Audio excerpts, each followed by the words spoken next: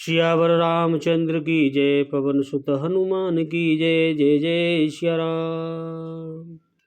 श्री रामचरितमानस बालकांड दोहा 225 से आगे प्रसंग 53। निष्प्रवेश मुनि आय सुदीना, सबय संध्या बंदन कीना। कहत कथा इतिहास पुरानी, रुचिर रजनी जुग जाम सिरानी। और इस प्रकार तुलसीदास जी कहते हैं कि रात्रि का प्रवेश होते ही संध्या के समय मुनि ने आज्ञा दी, विश्वामित्र जी ने। तब सबने संध्या वंदन किया, शाम का वंदन किया। फिर प्राचीन कथाएं तथा इतिहास कहते कहते कथाएं सुनाते रहे। रात्रि के 2 पहर बीत गए, पता भी नहीं चला। मुनिवर शयन कीन तब जाई, लगे चरण चापन दो भाई। जिनके चरण सरोरूह लागी, करत विविधि जप जोग विरागी। तब श्रेष्ठ मुनि ने जाकर शयन किया। दोनों भाई उनके चरण दबाने लगे। जिनके चरण कमल की दर्शन एवं स्पर्श के लिए वैराग्यवान पुरुष भी भांति भांति के जप और योग करते हैं, जिनके केवल दर्शन, चरणों के दर्शन के लिए ऐसे प्रभु राम अपने गुरु के चरण दबा रहे हैं। ते दो बंधु प्रेम जनु जीते, गुरुपद कमल पटलोटक प्रीते। बार बार मुनि आज्ञा दीनी, रघुवर जाए शयन तब कीने। और दोनों लक्ष्मण और राम, दोनों भाई प्रेम पूर्वक गुरु विश्वामित्र के पैर दबा रहे हैं। और रात्रि बहुत हो गई है। दोनों भाई मानो प्रेम से जीते हुए प्रेम पूर्वक गुरु जी के चरणों को दबा रहे हैं। मुनि ने बार बार उनसे कहा, आज्ञा दी। तब जाकर श्री रघुनाथ जी ने जाकर शयन किया और सोने गए। चापत चरण लखन उर लाए, सवयस प्रेम परम सचुपाए। पुनि पुनि प्रभु का शोभं ताता, पोड़े दरे और पद जल जाता। श्री राम जी के चरणों को हृदय से लगाकर भय और प्रेम सहित परम सुख का अनुभव करते हुए लक्ष्मण जी उनको दबा रहे हैं। और प्रभु श्री रामचंद्र जी ने बार बार कहा, ये तात अब तुम भी सो जाओ, बहुत लेट हो गए। राम जी के चरण लक्ष्मण जी इस प्रेम के साथ दबाते हैं कि उसका बखान नहीं किया जा सकता। राम जी ने बार बार कहा, ये तात है भाई, जाके सो जाओ। तब वे उन चरण कमलों को हृदय में धरकर लेट गए। लक्ष्मण जी उठे लखनु निश विगत सुनी, अरुण शिखा धुनि कान रामा, अरुण शिखा धुनि कान। गुरु ते पहले जगत पति, जागे राम सुजान। मंगल भवन अमंगल हरि रामा, उमा सहित जेहि जपत पुरारी सिया रामा। और जब रात बीतने पर जो मुर्गे के शब्द कानों में सुनकर, मुर्गा सुबह ही बोलता है, उसके जैसे ही लक्ष्मण जी के कानों में शब्द पड़े और तुरंत ही वो सोए थे। और जगत के स्वामी सुजान श्री रामचंद्र जी भी गुरु से पहले ही जाग गए। लक्ष्मण और राम दोनों गुरु से पहले ही जाग गए। सकल सोच कर जाई नहाए, नित्य निवाहि मुनि सिर नाये। समय जाने गुरु आय सुपाई, लेन प्रसून चले दो भाई। सब सोच क्रिया करके वे जाकर नहाए। फिर संध्या अग्रहोत्रादि संध्या अग्रहोत्रादि नित्य कर्म समाप्त करके उन्होंने मुनि को मस्तक नवाया। पूजा की समय जानकर गुरु की आज्ञा पाकर दोनों भाई फूल लेने बाग में चले गए। का पूजा का समय हो रहा है, गुरु जी पूजा करेंगे तो चलो फूल ले आते हैं। भूप बाग बर देखे जाई, जहाँ बसंत ऋतु रही लुआई। लागे बिटप मनोहर नाना, बरन बरन बर बेल बिताना। और जब राम और लक्ष्मण जी की जोड़ी उस बाग में जाकर राजा का सुंदर बाग देखा, वहाँ बसंत ऋतु स्वयं लुभा रही हो आने के लिए, ऐसा वह सुंदर दृश्य था। मन को लुभाने वाले अनेक वृक्ष लगे हुए थे, जिन्हें देखते ही मन उनकी तरफ लालायित होने लगता था। रंग बिरंगे बड़े बड़ी भांति के उत्तम लताओं के मंडप छाए हुए थे। नव पल्लव फल सुमन सुहाए, निज संपत्ति सुर रुख लजाए। चातक कोकिल कीर चकोरा, कूजत बियग नटत कल मोरा। और नए नए पत्ते जब आते हैं, ऐसे ऐसे नए नए पत्ते आ रहे थे, जब फलों और फूलों से युक्त सुंदर वृक्ष अपनी संपत्ति से कल्प वृक्ष को भी लजा रहे थे। ऐसे सुंदर वृक्ष हो रहे थे, फूल और उनसे एकदम जब नए आते हैं तो उनकी सुंदरता कितनी होती है, उसका बखान नहीं हो सकता। वो कल्प वृक्ष को भी लजा रहे थे। ऐसे वृक्ष और ऐसे पपीहे बोल रहे थे, कोयलें बोल रही थी, तोते चकोर आदि पक्षी मीठी मीठी वाणी उस बाग में बोल रहे थे, और मोर सुंदर नृत्य कर रहे थे। ऐसा सुंदर दृश्य था वहां का। मध्य बाग सरसोह सुहावा, मन सोपान विचित्र बनावा। बिमल सलिलो सरसिज बहुरंगा, जल खग कूजत गुंजत भृंगा। बाग के बीचों बीच सुहावना सरोवर सुशोभित है, जिसमें मणियों की सीढ़ियां विचित्र ढंग से बनी हैं। उसका जल निर्मल है, जिसमें अनेक रंगों के कमल खिले हुए हैं। जल के पक्षी कलरव कर रहे हैं और भ्रमर गुंजार कर रहे हैं। बाग तड़ाग बिलोक प्रभु, हर से बंधु समेत रामा, हर से बंधु समेत। परम रम्या रमु यहु, जो रामई सुख देत मंगल भवनय। अमंगल हरि रमा, उमा सहित जय जपत पुरारी सिया रामा। बाग और सरोवर को देखकर प्रभु श्री राम जी और भाई लक्ष्मण सहित बड़े हर्षित प्रसन्न थे कि कितने सुंदर बाग और सरोवर है। यह बाग वास्तव में परम रमणीय है, जो जगत को सुख देने वाले हैं। श्री रामचंद्र जी को भी सुख दे रहे हैं। चौदिश चिताए पूछे मालीगन, लगे लेन दश फूल मुदित मन। ते अवसर सीता तह आई, गिरजा पूजन जनिन पठाई।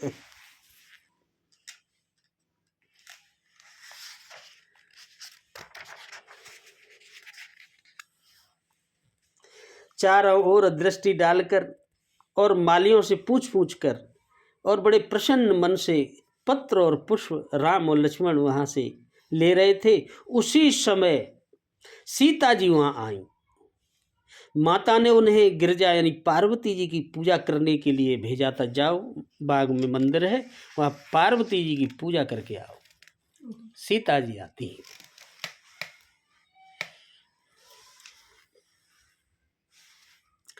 संग सखी सब सुभग शयानी, गावहीं गीत मनोहर बानी। सर समीप गिरजागृह सोआ, बनन न जाय देखी मन मोहा। साथ में सब सुंदरी और शयानी सखी थी, होशियार होशियार, जो मनोहर वाणी से बड़े सुंदर सुंदर गीत गा रही थी। सरोवर के पास गिरजा जी का मंदिर सुशोभित था, वहीं सरोवर की बगल में मंदिर था, जिसका वर्णन नहीं किया जा सकता। इतना सुंदर मंदिर था जिसे देखकर मन बार बार मोहित हो जाता था, ऐसे कहते हैं तुलसीदास जी। ऐसा सुंदर। मंजन करे सरस सखिन समेता, गई मुदित मन गौर निकेता। पूजा कीन अधिक अनुरागा, निजन रूप सुबग बरु मांगा। सखियों के सहित सरोवर में स्नान करके सीता जी बड़े प्रसन्न मन से गिरजा पार्वती जी के मंदिर में गईं। उन्होंने बड़े प्रेम से उनकी पूजा अर्चना की और अपने योग्य सुंदर वर उनसे मांगा। एक सखी सिय संग बिहाई, गई रही देखन फुलवाई। ते दो बंधु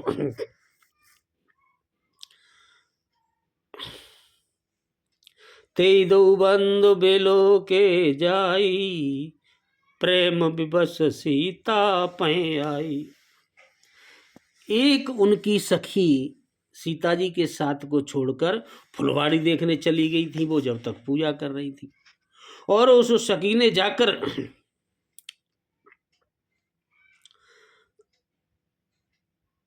दोनों भाइयों की जोड़ी को देखा और प्रेम से विलय होकर वह सीता जी के पास दौड़ी दौड़ी आई।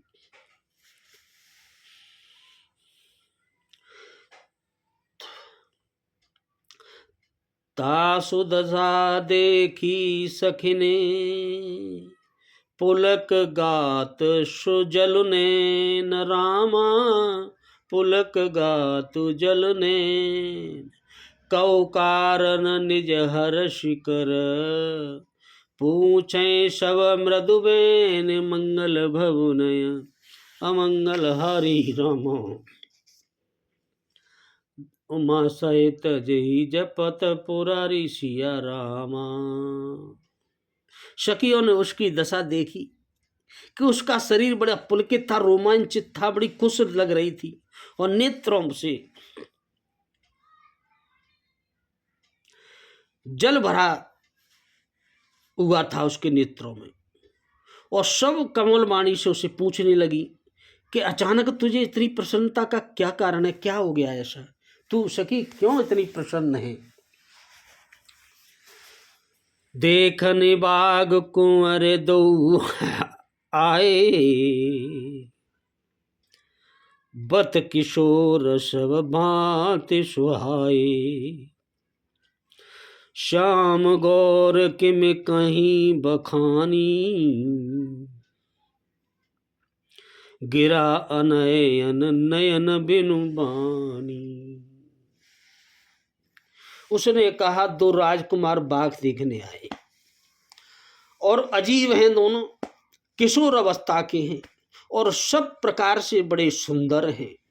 वे श्यामले और गोरे रंग, एक श्यामला एक गोरा है। उनके सौंदर्य को देख मैं कैसे बखान कहूं कि कितने सुंदर है। मेरी वाणी बिना नेत्र के ही, और नेत्रों के वाणी नहीं है। अब नेत्रों से देखा है, नेत्रों के वाणी नहीं है, कैसे बखान करें, और वाणी के नेत्र नहीं है। ऐसी स्थिति उस सखी की हो रही है उन्हें देखकर। सुनयरसी सब सखी सयानी, सियही अति उत्कंठा जानी। एक कहे नृप सुत ते आली, सुने जिमुन संग आए काली। यह सुनकर और सीता जी के हृदय में बड़ी उत्कंठा जागृत जानकर सब सयानी जो सखियां थीं बड़ी प्रसन्न हुई। तब एक सखी कहने लगी कि हे सखी सुनो,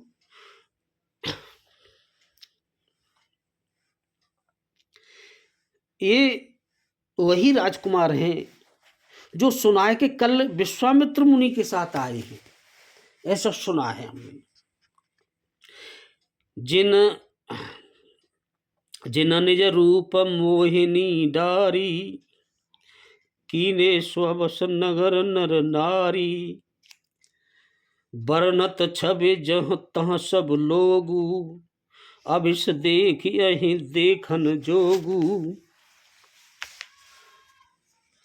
और जिन्होंने अपने रूप की मोहिनी डालकर नर के सभी स्त्री पुरुषों को अपने बस में कर लिया है, इतने सुंदर है, जहां तहां सब लोग उन्हीं की छवि का वर्णन कर रहे हैं, जिधर जाओ उन्हीं की चर्चा हो रही है। अवश्य चलकर उन्हें देखना चाहिए, वे देखने के योग्य हैं। ऐसे सखी सीता जी से कहने लगी कि उन्हीं की चर्चा हो रही है कि बड़े सुंदर दो राजकुमार आए मुनि विश्वामित्र के साथ। पूरे नगर के स्त्री पुरुषों में उन्हीं की बात की चर्चा, और कोई चर्चा है ही नहीं।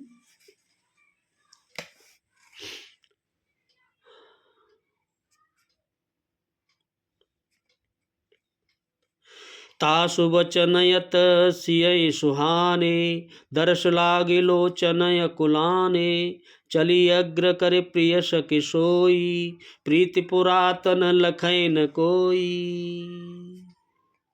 उसके वचन सीता जी को अत्यंत ही प्रिय लगे और दर्शन के लिए उनके नेत्र अकुला उठे। उसी प्यारी सखी को आगे करके सीता जी चल दी, और उनकी पुरानी जो प्रीति को कोई लख नहीं पाता। पुरानी जो उनकी प्रीति थी उसे कोई समझ नहीं पाई सखी, वो तो हृदय में समझ गई मेरे प्रभु आ गए, लेकिन सखी उनकी प्रीति को नहीं समझ पाई कि यह पुराना प्रेम है। सुमिरसी नारद वचन, उपजी प्रीति पुनीत रामा, उपजी प्रीति पुनीत। चकित बिलोकत सकल दिशे, जन शिशु भृगी शवीत। मंगल भवुनयन अमंगल हरि रामा, उमा सहित जय जपत पुरारी सिया रामा। नारद जी के वचनों का स्मरण करके सीता जी मन में बड़े पवित्र प्रीति उत्पन्न हुई। वे चकित होकर सच और इस तरह देख रही हैं मानो डरी हुई मृग छोनी इधर उधर देख रही हो, ऐसे देख रही है मेरे राम। कंकन के किनी नुपुर धुनि सुने, कहत लखन सन राम हृदय गुने। मानव मदन दुंदुबी दीनी, मनसा विश्व विजय कह कीनी। जैसे कंकड़ हाथों के कड़े होते हैं, ऐसी करधनी और पायजेब जब शब्द सुनकर श्री राम जी हृदय में विचार कर लक्ष्मण से कहते हैं कि यह ध्वनि ऐसी आ रही है मानो कामदेव ने विश्व को जीतने का संकल्प करके डंके पर चोट मारी हो। जब उनके कंगना और उनकी करधनी की आवाज राम जी के कानों में उनके शब्द पड़े तो लक्ष्मण से बोले कि यहाँ कुछ ऐसी आवाजें आ रही हैं मानो कामदेव स्वयं डंका बजा रहे हो किसी को बस में करने का, समझे, ऐसे आ रहे हैं।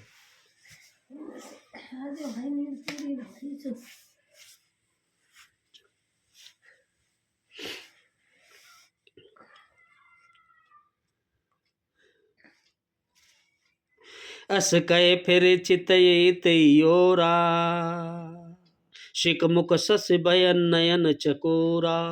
भय बिलोचन चारु अचंचल, मनहु सकुच निज निमित्त जे दिगंचल। ऐसा कहकर श्री राम जी ने फिर उस ओर देखा जिस ओर आवाज आ रही थी। उधर श्री सीता जी के मुख रूपी चंद्रमा को निहारने के लिए उनके नेत्र चकोर बन गए, देखते रह गए। सुंदर नेत्र स्थिर हो गए, टकटकी लग गई, मानो निमि यानी जनक जी के पूर्वज ने जिनका शव की पलकों में निवास माना गया है, लड़की दामाद के मिलन प्रसंग को देखना उचित नहीं, इस भाव से सकुचाकर पलकें छोड़ दी, फिर जान के पलकें बंद कर ली, पलकों में रहना छोड़ दिया, जिससे पलकों का गिरना रुक गया, फिर पलकों में ही रहना छोड़ दिया, पल वहीं की वहीं थम गए, ऐसी स्थिति हो गई। दे किसी यशोवा सुख पावा, हृदय सराहत बचन न आवा, जन बिरंच सब निज निपुनाई, बिरंच विश्व कह प्रगट दिखाई। सीता जी की शोभा को देखकर श्री राम जी ने बड़ा सुख पाया, हृदय में उसकी सराहना करते नहीं बनती, कोई कर भी नहीं सकता, किंतु मुख से वचन नहीं निकलते। वह शोभा ऐसी अनुपम है मानो ब्रह्मा ने अपनी सारी निपुणता को मूर्तिमान कर संसार को प्रकट करके दिखाया हो, स्वयं पूरी चतुरता को, ऐसी सुंदरता। सुंदरता कहूँ सुंदर करई, छवि ग्रह दीप सिका जनु बरई, सब उपमा कवि रहे जुठाई, कई पत्तरों तरों विदेह कुमारी। वह सीता जी की शोभा यानी सुंदरता को भी सुंदर करने वाली है, वह ऐसी मालूम होती है मानो सुंदरता रूपी घर में दीपक की लौ जल रही हो। अब तक सुंदरता रूपी भवन में अंधेरा था, वह भवन मानो सीता जी की सुंदरता रूपी शिखा दीप को पाकर जगमगा उठा है, पहले से भी अधिक सुंदर हो गया है। सारी उपमाओं को तो कवियों ने झूठा कर रखा है। मैं जनक नंदिनी श्री सीता जी की किससे उपमा करूं, किसी से उपमा भी नहीं कर सकता, इतना ऐसा उनका हृदय जगमगा उठा, ऐसी सुंदरता है उनकी। सिय शोभा ही बरिन प्रभु, आपनि दशा विचार रामा, आपनि दशा विचार। बोले सुचि मन अनुज सन, बचन समय अनुहार। मंगल भवन अमंगल हरि रामा, उमा सहित जय जपत पुरारी सिया रामा। इस प्रकार हृदय में सीता जी की शोभा का वर्णन करके और अपनी दशा को विचार कर प्रभु श्री रामचंद्र जी पवित्र मन से अपने छोटे भाई लक्ष्मण से समयानुकूल वचन बोले, समय के अनुसार बोले। अब कल इसको प्रसंग को आगे बढ़ाएंगे। बोलो श्यावर रामचंद्र की जय, पवन सुत हनुमान की जय, जय जय श्री राम।